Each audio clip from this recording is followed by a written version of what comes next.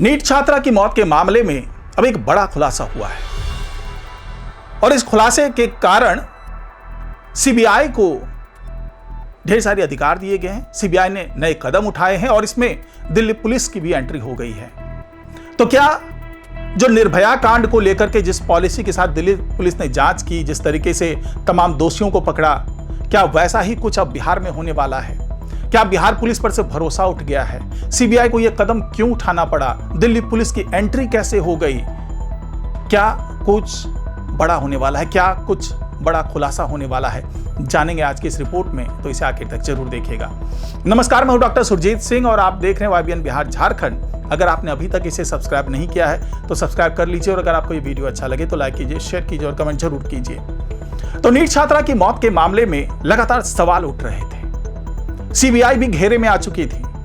SIT पर पहले ही सवाल उठ गए थे, सीआईडी की जांच को लेकर के तमाम सवाल उठ रहे थे और बिहार पुलिस पर तो खैर तमाम ऐसे आरोप लगे जिससे छुटकारा पाना अभी निकट भविष्य में बिहार पुलिस के लिए संभव नहीं है। स्थानीय पुलिस ने जो कारनामे किए, जो बातें निकल करके सामने आई, पप्पू यादव ने भी कई सनसनीखेज आरोप लगाए, कई खुलासे किए, उसके आधार पर तो यही माना जा रहा है कि पटना पुलिस ने पूरे मामले की लिपापोती करनी चाहिए।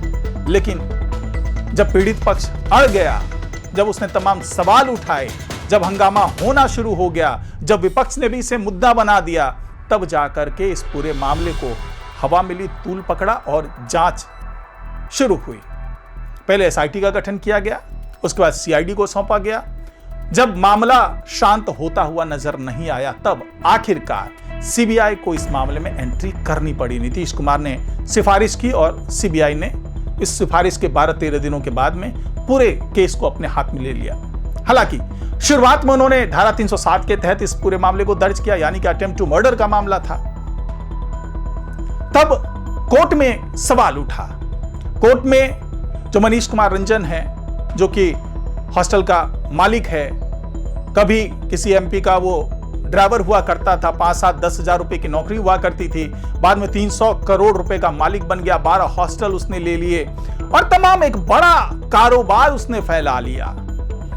पप्पू यादव तो यहां तक आरोप लगाते नजर आए कि ये मनीष कुमार जो है ये एक दलाल की भूमिका में था और अपने इन्हीं हॉस्टल से लड़कियों को कद्दावर जो नेता लोग हैं वहां तक पहुंचाता था, जो बड़े पदाधिकारी है वहां तक पहुंचाता था, पुलिस महकमे के बड़े अधिकारी है वहां तक पहुंचाता था और कुल मिलाकर के एक ऐसा सिंडिकेट तैयार कर लिया था जिससे हॉस्टल की जो लड़कियां थी, जिसको नशा दे करके, ब्लैकमेल करके उसको इस दलदल में घसीटा जाता था। तो कुल मिलाकर के ये जो पूरा खुलासा किया पप्पू यादव ने, उसके बाद से सवाल उठने लगे, उंगलियां उठने लगी और जिस तरीके से कोर्ट में सीबीआई ने लिख करके दे दिया कि हमें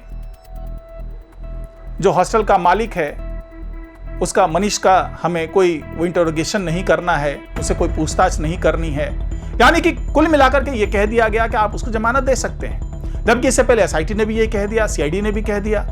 ऐसी स्थिति में पीड़ित पक्ष के वकील ने जब इसका विरोध किया तो जम करके एक दूसरे के बीच में कहासुनी भी हुई, सीबीआई के वकील और पीड़ित पक्ष के वकील के बीच में। और आखिरकार विशेष जो न्यायाधीश थे उन्होंने यह फैसला किया कि इसकी सुनवाई 11 मार्च को होगी, तब तक जो तमाम सबूत हैं वो इकट्ठा किए जाए। साथ ही फटकार लगाई सीबीआई को कि आपने इसे पॉक्सो के तहत क्यों नहीं दर्ज किया, जबकि इससे पहले पुलिस जो है वो पॉक्सो के तहत ये मामला दर्ज कर चुकी थी, लेकिन आपने 307 यानी कि अटेम्प्ट टू मर्डर के तहत दर्ज किया और उसी के कारण आप जो मनीष कुमार रंजन है उसको जमानत देने का विरोध भी नहीं कर रहे। जबकि पीड़ित पक्ष ने साफ साफ कहा कि अगर इसको जमानत मिल गई, बड़ा व्यक्ति है, रसूखदार व्यक्ति है, ये बाहर जाएगा तो सबूतों, साक्ष्यों, गवाहों के साथ छेड़छाड़ कर सकता है, उसको प्रभावित कर सकता है। यही वजह थी कि उसकी जमानत नहीं होती है। और इस बीच सीबीआई ने, क्योंकि पहले ये सीबीआई कह रही थी कि मेरे पास वो जो डेट ऑफ बर्थ का जो सर्टिफिकेट होता है वो जो स्थानीय पुलिस है उसने मुझे सौंपा नहीं है, इसलिए मुझे पॉक्सो के तहत मामला दर्ज करने में परेशानी हो रही है। बाद में वो सर्टिफिकेट मिल जाता है और अब पॉक्सो के तहत सीबीआई ने भी मामले को दर्ज कर लिया गया। इसी बीच में एक एंट्री होती है दिल्ली पुलिस की, क्योंकि वो उसके पास अधिकार नहीं था कि वो उसके तहत यहां पर जांच पड़ताल करे, लेकिन बीएनएस 64 के तहत, बीएनएस जो धारा 64 है उसके तहत अब दिल्ली पुलिस को यह अधिकार मिल गया है, क्योंकि दिल्ली विशेष पुलिस अधिनियम 2023 के हिसाब से, 2006 के हिसाब से यह पूरे मामले के लिए जो है अब अधिकृत हो गई है दिल्ली पुलिस। उसके सदस्य अधिकृत हो गए हैं कि वो यहां पर बिहार में जहां भी चाहें वो जा करके उसकी जांच पड़ताल कर सकते हैं। जो भी साक्ष्य है उससे जो उसकी समीक्षा होनी होती है, जो उसकी एनालिसिस होनी होती है वो कर सकते हैं, गवाहों के साथ पूछताछ कर सकते हैं। और दिल्ली पुलिस की खूबी ये है कि पिछले दिनों जब वर्षों पहले जब निर्भया वाला मामला हुआ था और इस तरह के कुछ और भी मामले हुए थे, तो उससे जुड़े हुए जो अधिकारी हैं वो सीधे सीधे अब इस पूरे मामले की पड़ताल कर सकेंगे और जान सकेंगे कि आखिरकार इस पूरे जो मर्डर मिस्ट्री कह सकते हैं अभी, क्योंकि अभी तक ये दावा किया जा रहा था कि आत्महत्या है, लेकिन जो संदिग्ध हालात में मौत हुआ है तो कई संकेत इधर इशारा कर रहे हैं कि जो पूरा मामला है वो आत्महत्या का ना होकर के मर्डर का है, यानी कि मर्डर मिस्ट्री है एक तरीके से। तो अब दिल्ली पुलिस के भी तमाम अधिकारियों को ये अधिकार मिल गया है कि इस पूरे मामले को सुलझा पाएं। इस दौरान सीबीआई ने भी बड़ा ही जो सख्त रवैया है वो अपना लिया है और जो तमाम साक्ष्य उनको मिले थे, चाहे वो एसआईटी के माध्यम से मिले हो, सीआईडी के माध्यम से मिले हो, स्थानीय पुलिस के माध्यम से मिले हो, या फिर वो फॉरेंसिक लैब के माध्यम से उनको मिले हो, वो अब उन तमाम साक्ष्यों को दिल्ली पुलिस के साथ साझा करेगी और दोनों टीम मिलकर के इसको जांचेगी कि आखिरकार कहां पर चीजें कम रह गई, कहां पर मामले में लूप होल रह गया, जिसके कारण अभी तक जो कंक्लूजन है वो नहीं हो पाया है।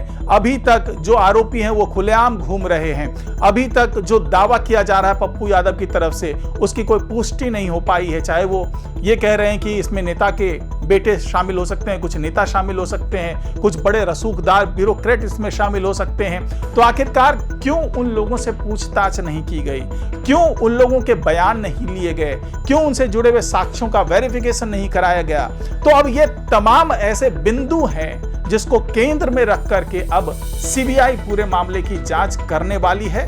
और बार बार यही कहा जा रहा है, सीबीआई की तरफ से दावा किया जा रहा है कि हम अब हर दिशा में अपने जांच को बढ़ाने जा रहे हैं। जो पहले पुलिस ने दिशा दिया उसकी तरफ भी हम बढ़ेंगे, जो बाद में एसआईटी ने अपनी जांच को दिशा दी उसकी तरफ भी बढ़ेंगे, बाद में सीआईडी ने जो चीजें सबूत निकाले उसके लिए एक दिशा दी जांच की, उस दिशा में भी आगे बढ़ेंगे। यानी कि अब दिल्ली पुलिस जो कि सीबीआई में भी शामिल है वो कुल मिलाकर के अब हर दिशा में अपनी जांच को आगे बढ़ाने वाली है। और ये भी दावा किया जा रहा है कि कुछ साक्ष्य जो है अब सीबीआई के पास आ चुके हैं, जिसके आधार पर वो एक निश्चित दिशा की ओर बढ़ने वाले हैं। तमाम बयानों की भी समीक्षा होगी, तमाम साक्ष्यों की भी समीक्षा होगी। तो फिलहाल आज की रिपोर्ट में इतना ही।